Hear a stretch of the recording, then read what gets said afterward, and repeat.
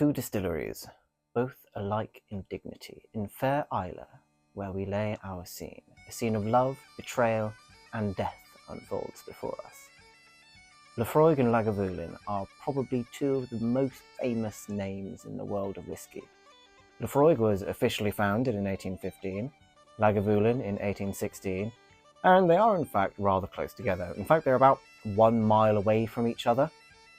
In the 1800s, the two distilleries got along rather well, with Lagavulin acting as a sales agent, weirdly, for almost half of Laphroaig whisky production. However, this relationship soured over time, as Lagavulin was using the Laphroaig pure malt whisky blended with their own single grain whisky. The difference between the whisky terminologies needs its own video, to be quite frank, and therefore limiting Laphroaig's own sales and profits, whilst dramatically increasing the profits of Lagavulin. In 1907, everything went very south as the trade agreement between the two was dissolved with the help of the courts. Now, during this court process, Peter Mackey, the owner of Lagavulin, shut off the water supply to Laphroaig. You don't need to know the full technical details of whisky production in order to realise that no water means no whisky.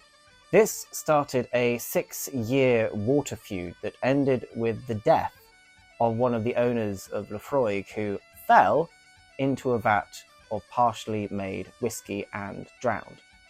One can only wonder how this happened. Mackey, after this, made several efforts over the years to get hold of Laphroaig's lands and whisky, even creating malt mill distillery, trying to basically exactly copy Laphroaig's product and undercut them, and it initially did a lot of damage to the distillery. It was only in 1921 that things began to actually pick up again for Laphroaig.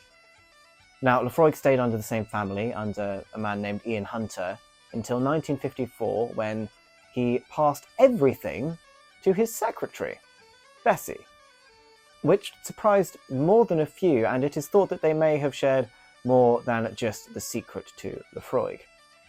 Bessie originally came to Isla as a temporary office admin and then ended up staying for 40 years and owning one of the world's most famous distilleries. These days, the drama has gone as both distilleries are owned by massive international corporations, and they both still make pretty cracking whiskies, although I certainly have a preference. Cheers.